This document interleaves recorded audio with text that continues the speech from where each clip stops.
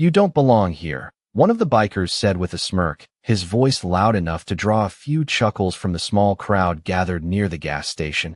And for a moment, it seemed like everyone had already decided who mattered and who didn't, because standing there beside a stalled motorbike was a woman in a simple jacket, her hands lightly resting on the handlebars as if she were trying to hold on to more than just the machine. And no one stepped forward, no one offered help, no one saw anything worth respecting, except one man across the lot, kneeling beside a rusted pickup, his hands stained with oil, his movements steady, quiet, deliberate, like someone who had long ago stopped reacting to noise and started listening only to what mattered. Ethan Cole didn't look up right away, not when the laughter rose, not when the comments got sharper, not even when the woman tried to turn the ignition again and the engine coughed like it had already given up on being heard, because Ethan had learned something life had repeated to him over and over again, that dignity didn't rush, it waited, it observed, and it chose its moment carefully. The afternoon sun hung low, casting long amber shadows across the cracked asphalt. The air smelled faintly of gasoline and dust, and somewhere in the distance a truck engine rumbled past like a reminder that the world kept moving whether you were ready or not. It's dead, another voice said, louder this time, followed by a short laugh. And the woman didn't respond. She simply exhaled slowly, her fingers tightening just slightly on the grip, not angry, not defensive, just tired. And that was when Ethan finally stood, wiping his hands on a worn rag, his eyes calm, unreadable, not drawn by the noise but by something quieter, something heavier, something most people missed. He walked across the lot without urgency, without hesitation. Each step measured like he wasn't entering a scene, but simply continuing a path he'd already chosen long before today. The crowd barely noticed him at first, just another mechanic, just another man in a faded shirt, until he stopped beside her and spoke in a voice so even it almost disappeared into the air. May I? 3 words, simple, direct, without judgment, without performance. The woman looked at him, really looked this time, as if trying to understand why his presence felt different from everything else around her. There was no curiosity in his eyes, no calculation, just a quiet steadiness that didn't ask for attention and didn't need approval. She nodded once, stepping back slightly, and Ethan knelt beside the motorbike, his hands moving with a kind of precision that didn't need explanation. The bikers exchanged glances. One of them muttered something under his breath, but the laughter had already softened, already lost its edge, because something in the air had shifted, not loudly, not dramatically, just enough to make people pause. The kind of pause that happens before a storm or after a truth begins to settle in. Ethan didn't speak as he worked. He didn't look up, didn't acknowledge the crowd, didn't even acknowledge the woman watching him. He simply focused, adjusting a loose line, checking the fuel flow, listening to the machine like it had a voice only he could hear.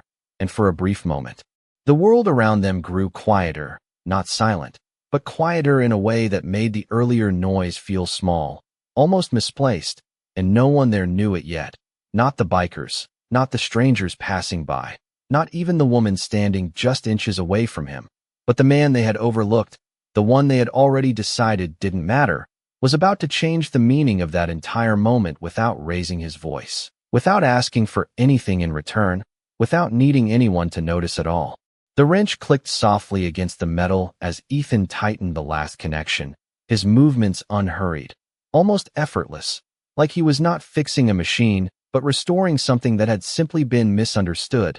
The woman watched closely now, no longer distant, no longer guarded in the same way, her eyes tracing each motion with quiet curiosity.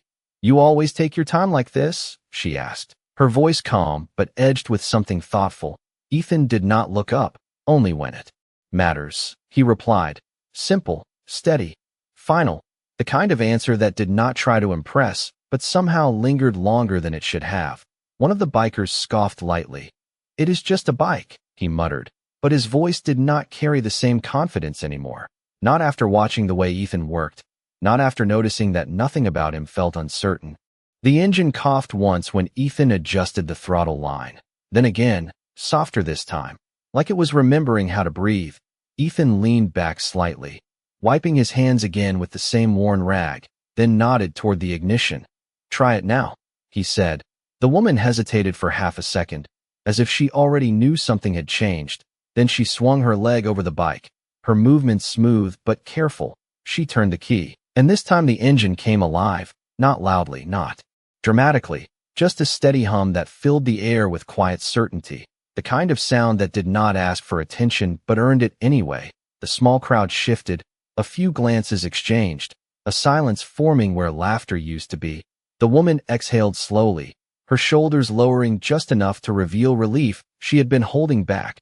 She looked at Ethan again, but differently now, not as someone passing through, but as someone trying to understand what she had just witnessed. That was not just luck, she said, her tone more certain now. Ethan shrugged slightly. Machines usually tell you what they need. You just have to listen, he answered. And for a moment, neither of them spoke. The late afternoon lights softened around them, casting a quiet glow across the pavement. The wind carried a faint chill that hinted the day was already beginning to close. The woman reached into her bag and pulled out a slim leather wallet, her movements deliberate, practiced. She held out a few bills toward him. Please, at least let me pay you, she said, not insistently, but with a kind of expectation shaped by a world where everything had a price. Ethan glanced at the money briefly, then back at the bike, then finally at her, his expression unchanged. No, he said, not harsh, not dismissive, just clear. She frowned slightly, surprised. No, she repeated, as if the word itself did not quite make sense in this situation. Ethan folded the rag slowly in his hands, placing it back into his pocket before answering. Kindness is not a transaction, he said, the words landing quietly, but heavier than anything spoken before. One of the bikers shifted his weight, another looked away, the earlier confidence dissolving into something less certain. The woman lowered the money slowly, her gaze still fixed on Ethan, studying him now, with a depth that had nothing to do with the bike. Then why help me? She asked, softer this time, almost careful. Ethan met her eyes for just a moment, not long, but long enough to make the answer feel grounded. Because someone should, he said, and just like that, the noise of the world seemed to fall back again, not gone, but distant, like it no longer had anything important to say. The engine continued to hum beneath her, steady and grounded, but she did not ride away immediately. Instead, she remained seated for a moment longer than necessary, her fingers resting lightly on the handlebars as if she were holding on to something she could not quite name yet. The crowd had already begun to drift, one by one, conversations fading into low murmurs, boots scraping softly against the pavement. But the space between her and Ethan felt different now, quieter, more intentional. What is your name? She asked finally. Turning off the engine so the silence could return, Ethan picked up his toolbox without urgency. Ethan, he said, nothing more, no last name, no explanation, just enough. She nodded slowly, as if storing it somewhere deeper than memory. I am Clara, she replied, her voice softer now, less guarded than before. He gave a small nod in return, not curious, not impressed, simply acknowledging, the kind of acknowledgement that did not need to ask questions, the kind that made people wonder why. Clara stepped off the bike, standing beside him now rather than above him, her posture relaxed but attentive. You did not even ask what was wrong with it, she said, watching him closely. Ethan adjusted the latch on his toolbox. You do not always need words when the problem is already speaking, he answered. And something in the way he said it made her pause again, not because it was clever, but because it was true in a way she was not used to hearing.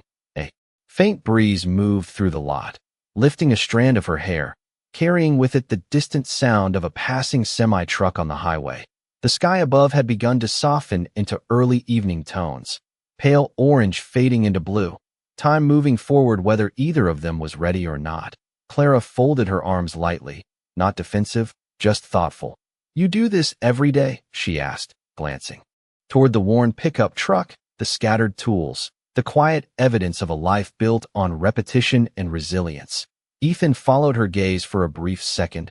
Most days, he said, then added after a beat. In between everything else, she tilted her head slightly. Everything else? She repeated, and for the first time, there was a hint of something personal in the question. Ethan hesitated, not out of reluctance, but out of habit, as if he had learned to measure how much of himself the world deserved. "I have a daughter," he said simply. And that was all. No elaboration, no story. But it was enough to shift the air again. Clara's expression softened in a way she did not fully hide this time. "How old?" she asked, her voice quieter. Ethan allowed a faint smile to touch the corner of his mouth. Barely there, but real. 8, he said. And for a moment, the hardened edges of his presence seemed to ease just slightly. Not gone, but gentler. Clara noticed it, the way his voice changed. The way his eyes held something warmer when he spoke about her. And it stayed with her longer than she expected. One of the bikers started his engine nearby, the loud rumble briefly breaking the calm. But it no longer carried the same weight, no longer dominated the space the way it had before. Clara looked back at Ethan, her gaze more certain now. "You are not what people think when they first see you," she said, not as a compliment, but as a realization. Ethan closed his toolbox with a soft click. "Most people are not," he replied, lifting it into the bed of his truck. The simplicity of the exchange settled between them, not empty, but complete. Clara glanced down at the motorbike, then back at him, as if measuring something she had not yet decided. Then she reached into her pocket, not for money this time, but for a small card. She held it for a moment, hesitating, then stopped herself, her hand lowering again. She slipped it back without explanation. Ethan did not notice, or if he did, he chose not to acknowledge it.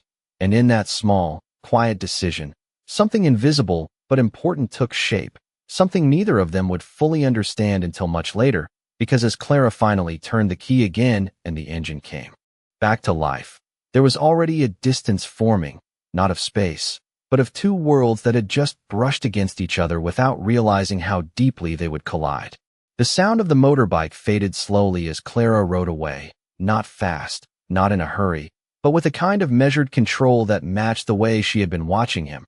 And for a few seconds after she disappeared past the curve of the road, Ethan remained where he stood, his eyes not following her, but resting somewhere lower, somewhere closer, like he had already returned to his own world before she had fully left it. The lot settled back into its usual rhythm, the distant hum of engines, the faint clink of tools, the low murmur of conversations that no longer held the same sharpness they did before. One of the bikers cleared his throat, glancing toward Ethan with a look that had shifted from amusement to something less certain. "You could have charged her, you know," he said, his tone casual, but lacking the edge it carried earlier. Ethan reached into the bed of his truck and adjusted a loose strap, without looking up. "I could have," he replied, and nothing more. The man hesitated, waiting for something else, something that might explain it, justify it, make it make sense in a way he understood, but Ethan offered nothing further, and that silence said more than any explanation could have. The biker nodded awkwardly and turned away, as if he had just been reminded of something he had forgotten, something simple, something uncomfortable.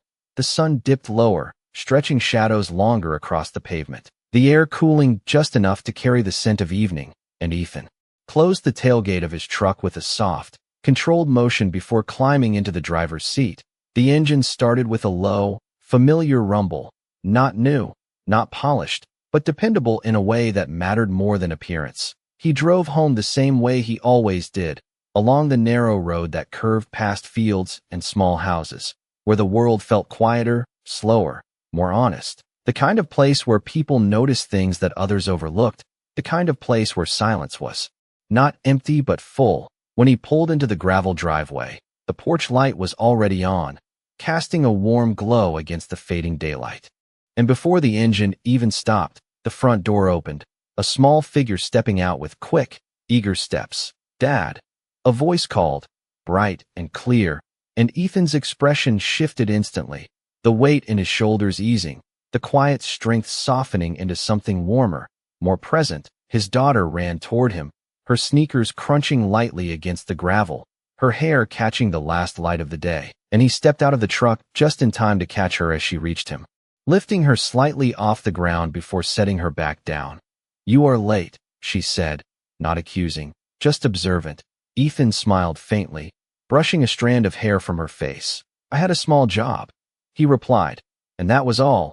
She nodded as if that answer was enough, because with him, it always was. They walked inside together, the door closing softly behind them.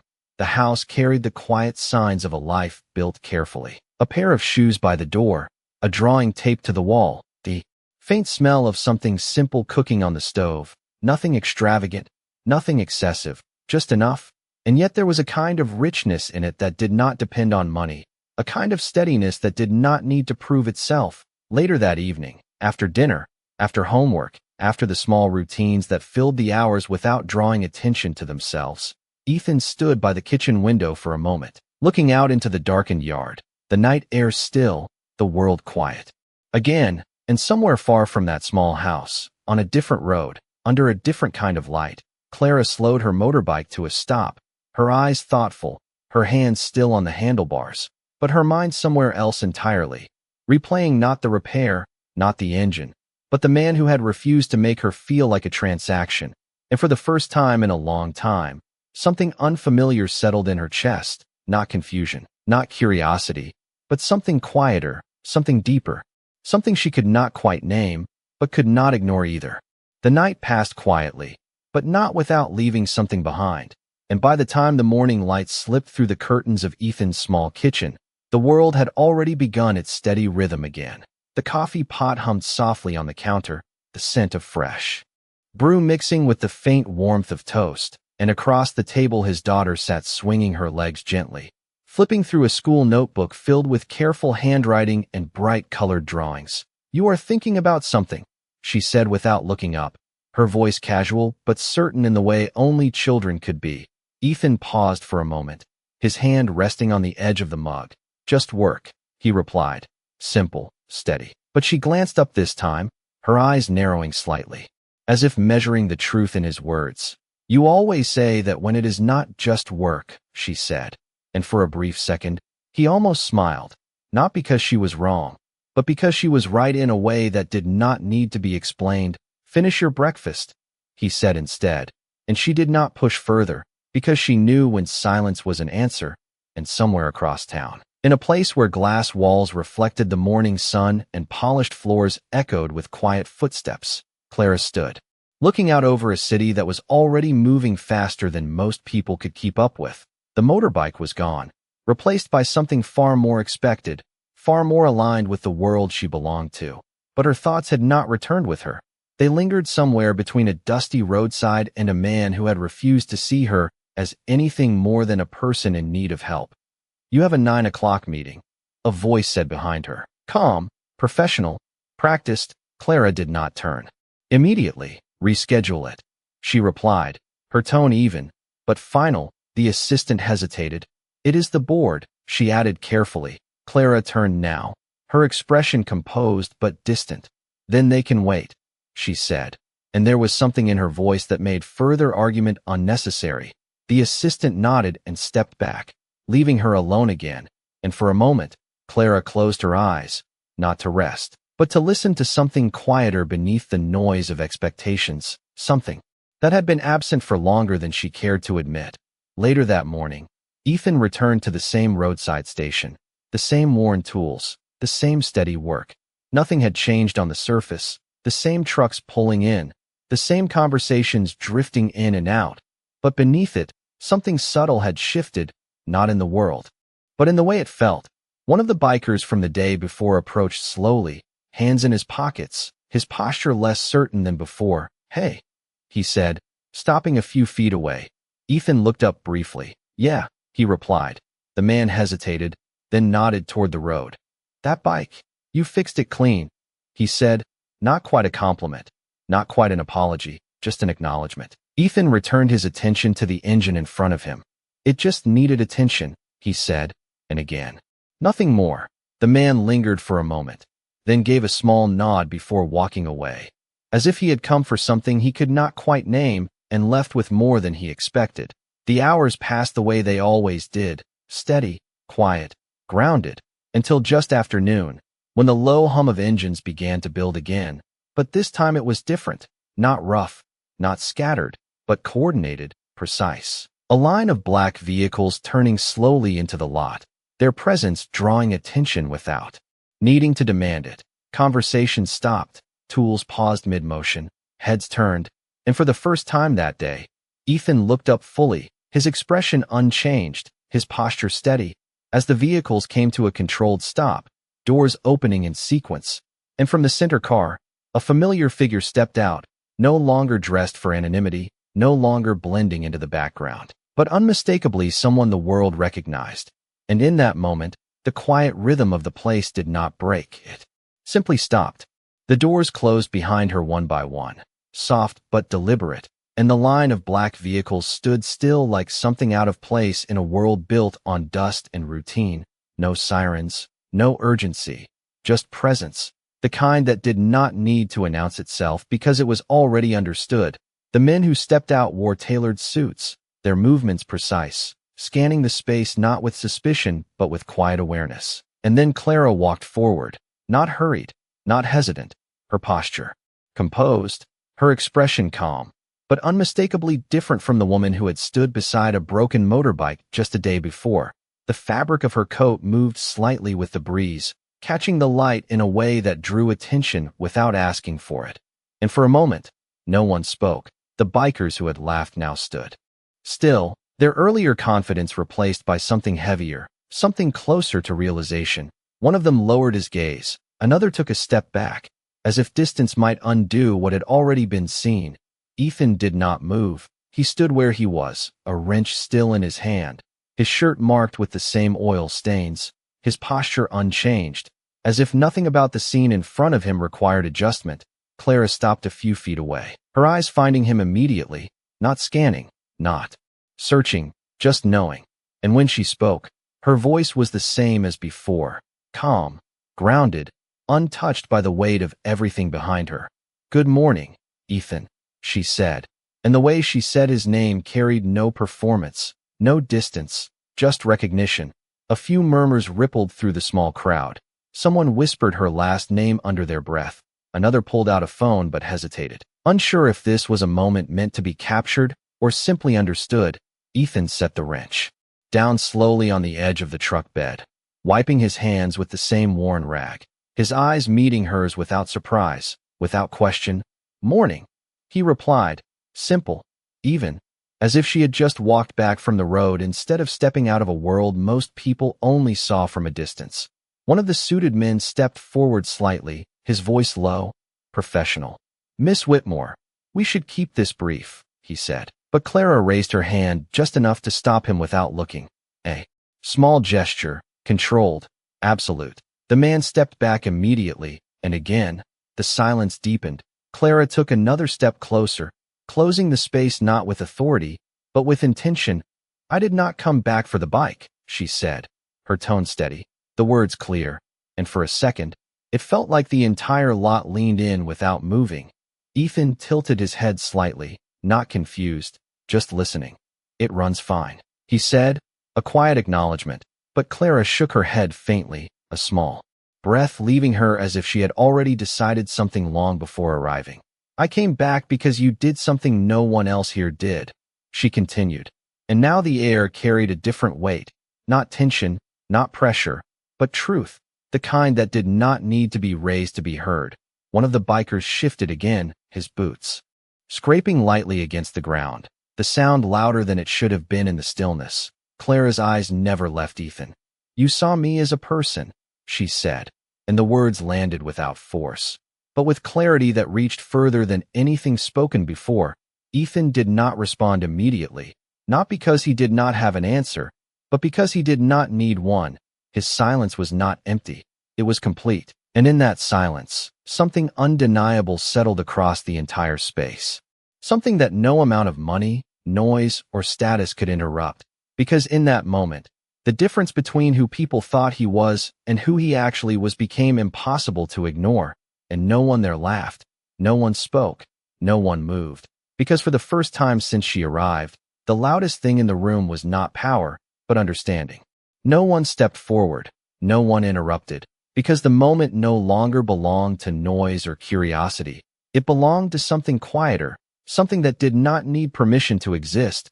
Clara stood there with the weight of her world just a few steps behind her, yet somehow it felt distant, almost irrelevant, as if everything she had built, everything people recognized, had taken a step back to let something more honest take its place.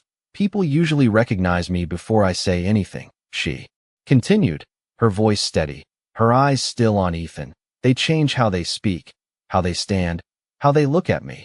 She paused briefly, not for effect, but because the truth required space. You did not. The words settled gently but firmly, like something long overdue. Ethan leaned slightly against the side of his truck, his arms relaxed, his expression unchanged, not defensive, not dismissive, simply present. You needed help, he said, as if that alone explained everything, and in a way, it did. One of the suited men shifted again, glancing at Clara as if waiting for her to return to the version of herself they understood, the one who measured time in meetings and decisions, not in moments like this. But she did not move. She did not turn. She remained exactly where she was, because for the first time in a long time, she was not being pulled forward by expectation. She was choosing where to stand. Do you know who I am? She asked finally, not as a test, but as a question that carried more meaning than it seemed. Ethan looked at her for a brief second, then shook his head once, calm, certain. No, he said, and then after a small pause, and it did not matter. A quiet ripple moved through the people around them, not loud, not dramatic, but undeniable, because in a place where status usually spoke first, that answer landed differently. Clara exhaled softly, not frustrated, not surprised, but something closer to relieved, as if she had been waiting for that exact response without realizing it. My name is Clara Whitmore, she said, and this time the name carried weight, not because she gave it importance, but because everyone else did. A few gasps followed. Someone stepped back instinctively. Another person whispered the name again, as if confirming it made it more real. The bikers who had laughed the day before now stood completely still, their earlier words hanging somewhere between memory and regret. But Ethan did not react, not in the way they expected. He nodded once, slow, acknowledging, but nothing more. No surprise, no shift in posture, no attempt to adjust himself to her world. And that absence of reaction said more than anything else could have. Clara noticed it immediately, the way nothing in him moved, the way nothing in him needed to. And for a moment, she smiled, not widely, not dramatically, just enough to show that something inside her had settled into place. I run a company most people have heard of, she added, her tone almost lighter now, as if the words had lost some of their usual weight. Ethan glanced briefly toward the line of black vehicles, then back at her. That explains the parking, he said, and a few quiet chuckles slipped out from the edges of the crowd before quickly fading, not because the moment was humorous, but because it was human, and in that small exchange, something shifted again. The distance between their worlds did not disappear, but it became less important, less defining. Clara took one more step forward, closing the space until there was nothing left between them but intention. I came back because I have met a lot of powerful people, she said, her voice lowering slightly, more personal now, but not many who choose to stay grounded when they could choose otherwise. Ethan held her gaze for a moment longer this time, and then he answered, not with pride, not with humility, just with truth. It is easier that way, he said, and the simplicity of it silenced everything else around them once again. The quiet did not break. It deepened, settling over the lot like something intentional, something earned, and for a moment no one seemed willing to disturb it. Clara studied Ethan with a kind of focus that had nothing to do with curiosity anymore, and everything to do with recognition, not of status, not of success, but of something far less common, something she had spent years surrounded by power without ever truly finding. You say it is easier, she repeated softly, as if turning the idea over in her mind. But most people choose the opposite. Ethan glanced briefly toward the road, where cars passed without slowing, where the world continued in its usual rhythm. Most people are trying to prove something, he said, his tone even. I stopped needing to. The words were simple, but they carried weight, not because they were dramatic, but because they were lived. One of the suited men shifted again, checking his watch, then looking toward Clara with quiet urgency, but again she did not respond. Her attention remained exactly where it had been from the moment she stepped out of the car. Do you ever wonder what more could be? She asked, the question careful, not pressing, but real. Ethan looked at her for a moment longer this time, considering not the offer behind the words, but the intention. "I already have what matters," he said, and there was no hesitation in it, no second thought, just certainty. Clara's gaze softened again, a small breath leaving her as if something inside her had just been answered without needing to be asked again. Around them, the tension that had once come from curiosity had shifted into something quieter, more reflective. The bikers who had once filled the space with laughter now stood with their hands still, their eyes lowered or turned away, not out of shame exactly, but out of understanding, because the difference between noise and substance had never been clearer. Clara took one final step closer, close enough now that her voice did not need to carry beyond him. "I have spent years surrounded by people who have everything," she said, her tone steady, but quieter than before. "And yet they are always searching for something they cannot name." She paused briefly, her eyes holding his. "Yesterday, you did not search, you just gave." The words settled between them, not as praise, but as truth. Ethan did not respond immediately, not because he disagreed, but because he did not see it as something worth explaining. To him, it had never been extraordinary. It had simply been necessary. Clara reached into her coat this time and pulled out the same small card she had hesitated to offer before, holding it between her fingers for a moment as if weighing more than just the gesture. Then she extended it toward him. "If you ever decide you want something different," she said, her voice calm, "call me." Ethan looked at the card, then at her, then back at the card again, his hand resting loosely at his side, not reaching immediately, not refusing, just considering in his own quiet way. A few seconds passed, long enough for the world around them to hold its breath again. Then he took it, not with urgency, not with excitement, but with the same steady acceptance he had shown everything else, slipping it into his pocket without looking at it again. Clara nodded once, a small acknowledgement, not of agreement, but of respect, and as she stepped back, the space between them returned, but it no longer felt like distance. It felt like something waiting, something unresolved in the best possible way. She turned then, walking back toward the line of black vehicles, her presence shifting once more into something the world recognized. But this time, it did not define her the same way, because as she reached the door and paused for just a second before stepping inside, her gaze returned to Ethan one last time, and in that glance, there was no power, no performance, just something quiet, something human, something that could not be measured. And as the door closed and the engine started again, the sound filled the lot, but it no longer felt loud, because the silence she left behind was stronger than anything that had come before. The engines disappeared down the road one by one, their sound fading into the distance until it became just another part of the day, and slowly, almost carefully, the world at the lot began to move again, but not the same way it had before. Tools were picked up, conversations resumed, but quieter now, more measured, like something had shifted that could not be undone. One of the bikers bent down to check his own engine but stopped halfway, his hands resting on the metal as if he had forgotten what he was doing. Another leaned against the wall, arms crossed, staring at the ground longer than necessary, and Ethan, as if nothing unusual had happened at all, turned back to his work, picking up the same wrench, the same motions, steady, precise, unchanged, because to him, nothing essential had been altered. The sun moved higher in the sky. The hours passed with the same quiet rhythm, and by late afternoon, he was already driving home again, the road stretching ahead of him in long, familiar lines, the fields unchanged, the sky wide and open, the kind of space where a man could think without needing to explain his thoughts. When he pulled into the driveway, his daughter was already waiting. Again, sitting on the porch steps this time, her knees pulled close, a small notebook in her lap. "You are on time today," she said, a hint of satisfaction in her voice. Ethan smiled slightly, stepping out of the truck. "I try," he replied. She held up the notebook. "We had to write about someone we admire," she said, her tone casual but her eyes watching him carefully. "And?" he asked, leaning against the porch railing. She flipped the page toward him, and in uneven handwriting, surrounded by small drawn stars, it read, "My dad helps people even when they do not notice." Ethan looked at the page for a moment longer than expected, his expression softening in a way that did not need to be spoken.